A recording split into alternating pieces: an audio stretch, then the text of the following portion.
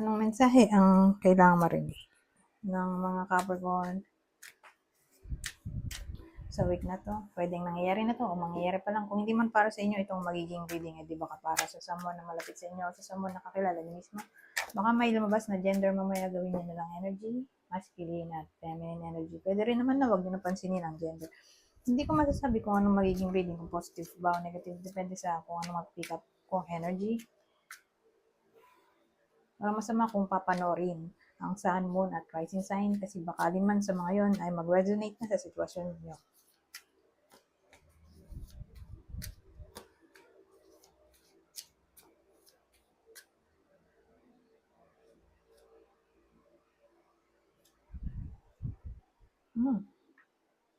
Two, three.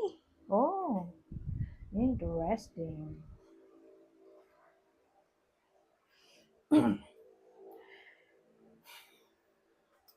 So, ang dating sa akin,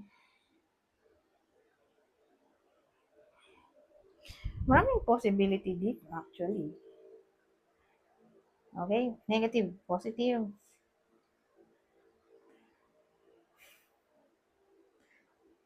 Doon sa unang senaryo,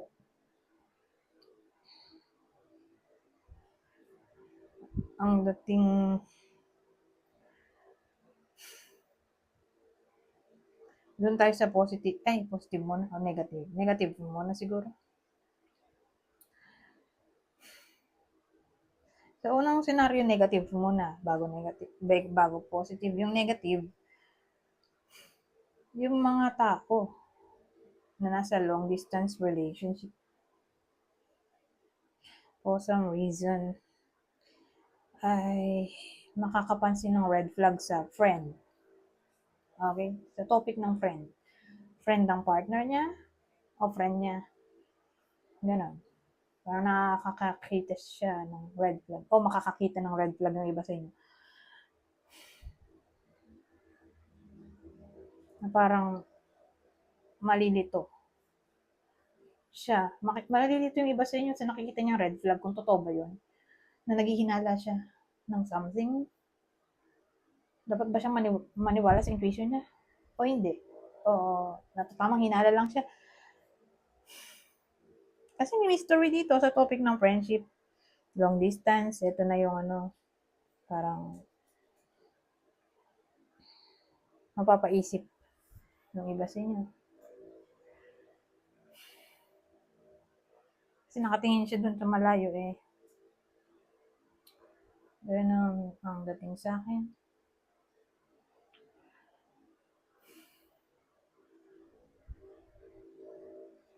Parang meron siyang nasagap na idea. Ganun.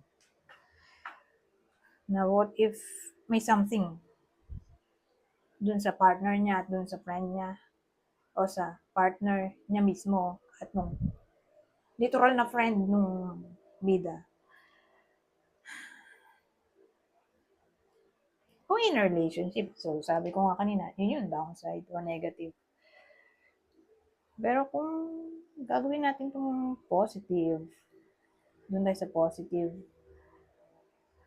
reading.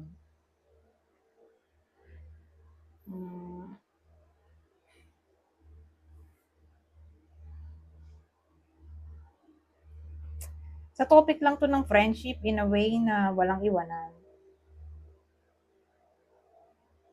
Kahit anong mangyari, walang iwanan.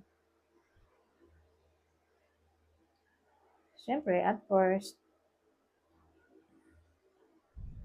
may someone na magda-doubt sa loyalty ng friend, pero ang ending, eto, magsasaya.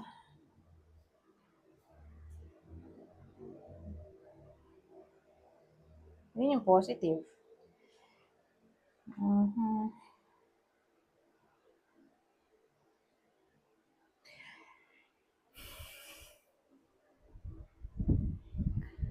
Doon ulit tayo sa positive. Okay? Pangalawang positive. Huwag na tayo mag-negative.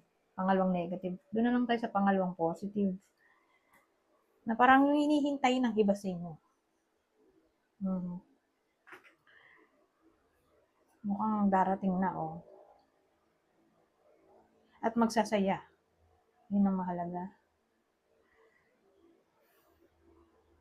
May hinihintay na opportunity yung iba sa inyo dito, eh.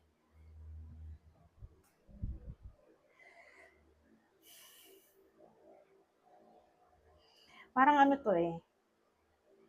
Intuitively, alam ng iba sa inyo na mangyayari to o ma-manifest nila tong opportunity na gusto nila o wish.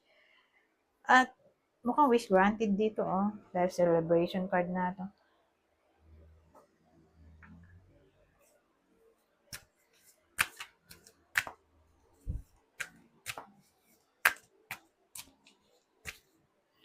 Ibang scenario. Oh, in the near future, choose a new direction. So, kuha tayo ng ibang deck para change energy.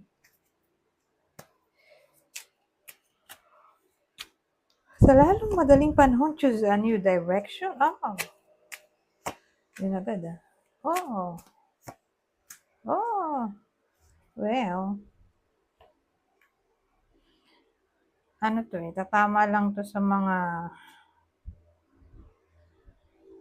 mapofall in love sa maling tao. Ito, mapofall in love sa deceptive person. Kaya magiging sad. Whether nangyayari na to o mangyayari pa lang. So, same pa rin ang ending. Sa lalong madaling panahon, wala kayong ibang choice kundi mag-move on na. Maghanap ng ibang ipapalit dyan sa deceptive person na to. Actually, ibang case din naman eh, kundi yan literal na deceptive ay someone na pawala-wala sa buhay nyo. So again, ito ay crush. Crush ex na gusto ng iba sa inyo. Pero pawala-wala nga o ayaw mag-commit.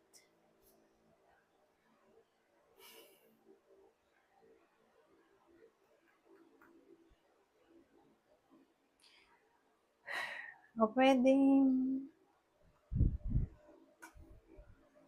masama ugali.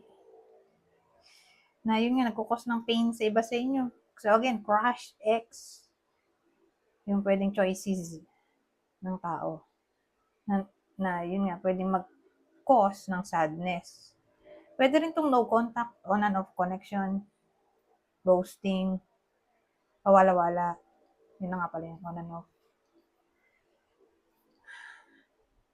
Friends with benefits, situation o situationship, third party situation, nasabi na ba yun? Third party situationship, friends with benefits, open relationship, pwede rin dito. Na parang, kung ganun din lang, di ba? Yung tao, masama ugali, di ba? Eh, mag-iwan na, di ba? Sa lalong madaling panahon, kayo na, kusang lumayo, maghanap na kayo ng ibang direction dito, oh. Dahil wala rin namang patutunguhan. Kasi yung taong to ay literal na manluloko. O mala narcissist. Kaya,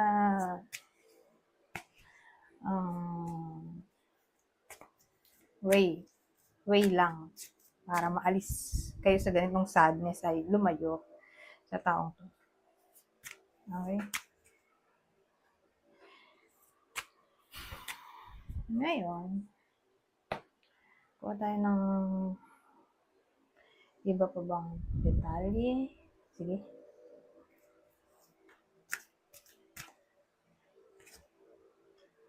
Oh, no. So, kung dito tumama sa inyo, di baka para sa someone na malapit sa inyo, ha? Remember, kalat-kalat ang energy. No, you're ready. Ano yun? No, you're ready? Hindi, pero ready ka na. Sakit ng ulo. Ano ba yun? Siguro pinanghihinaan ng loob yung iba sa inyo, kaya sinasabi dito na, hindi, ready ka na. Ready na ano?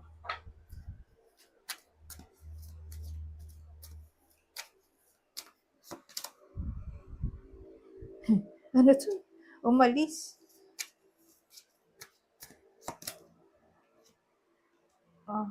Ano yun? Ready ka na.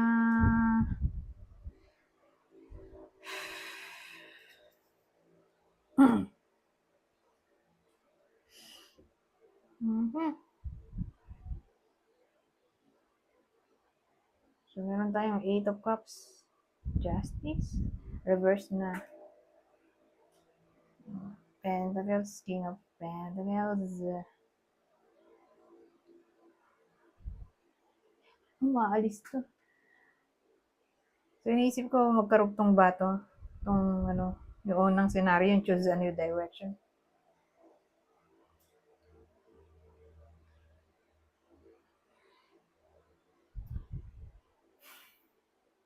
Mukhang magkarugtong eh.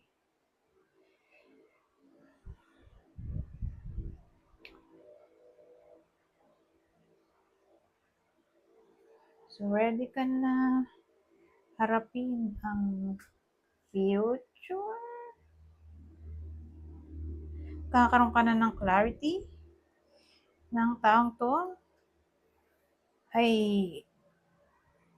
hindi mo deserve. So, probably kung pagdudugtungin natin tong oracle cards na to, yung kanina,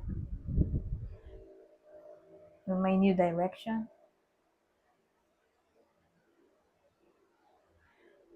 parang dating sa akin, kung idudugtong natin,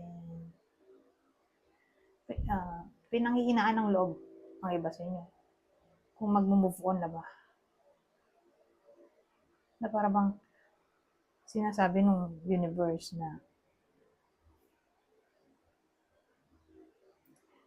no, wag mo pagdudahan ang sarili mo. Ready ka na. Kailangan na itong harapin. I-abandon ang taong to. Marirealize nyo kasi dito eh.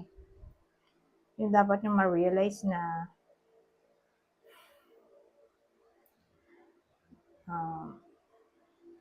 parang truth na hindi worth it ang taong to. So, babae lang ito, tatamaan ng reading na to. O, pwede rin lalaki.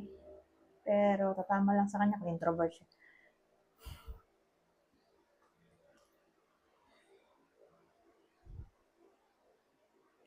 Yun eh, parang magiging malinaw na sa iba sa inyo na hindi worth it ipaglaban ang lalaking to dahil tingnan mo, sabi ungrounded male, unsuccessful business, corruption, extortion. Hello. Hindi worth it i-pursue ang ganitong klaseng tao na unreliable, lazy, deceptive, selfish, greedy. Ganyan ang dating. Na parang, yun nga, pinanghinaan ng loob ang iba sa inyo na kung tama nga ba na mag-move on. Parang sinasabi ng universe na oo. Parang no, wag mo pagdudahan ng sarili mo. Nasa tamang landas ka na, ready ka ng harapin tong future kasi patapagana na siya. At i-clear ang mind nyo na toxic ang person to. Ganun eh, tanggapin ang katotohanan na toxic ang person. Kaya wala na tayong ibang choice kundi i-let go na talaga. Kaya sabi niyo, choose new direction. Mag-move on na at maghanap na lang ng someone new na pwedeng ipalit dito dahil toxic na siya. Kasi mga ganitong klaseng tao, gusto lang nila ay sariling happiness. Pwede na rin kasi siyang indulgence. Anyways, ang last card o last deck. Marriage. May iba sa inyo. Whether kayo mismo to o someone na malapit sa inyo ay baka ikasal na. O ma-engage. So, week na to o mapag-usapan ang topic ng marriage. Kasi sabi marriage, a marriage of souls is an union of two divine counterparts blending together. Dagdagan pa ba natin to? Sige. True love. True love comes when you least expect it. So, para to sa mga single, ang dating sa akin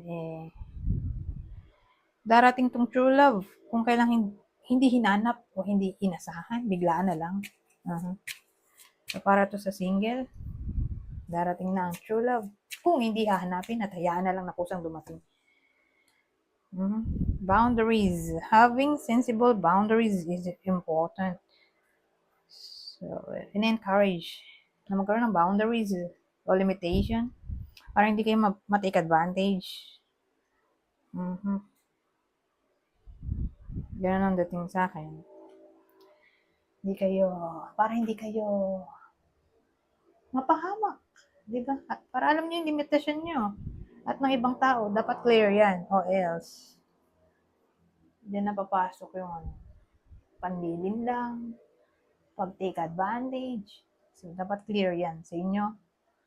Alam nyo na dapat may hangganan ang pakikisama sa ibang tao. Huwag masyadong mabait. Dapat alam nyo yung tama sa mali. Kasi mahirap din yan matutunan. Saka yung self-love at self-respect, mahirap yan. Yan kasi, papasok yung boundaries. Diyan mo mabibuild yun. Once na matutunan mo yung self-respect, self-love.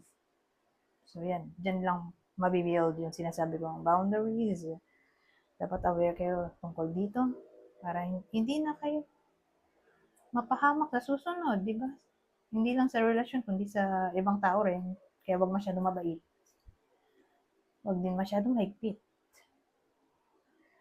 So, dapat tayo nandun lang sa balance. Balance ang good at bad.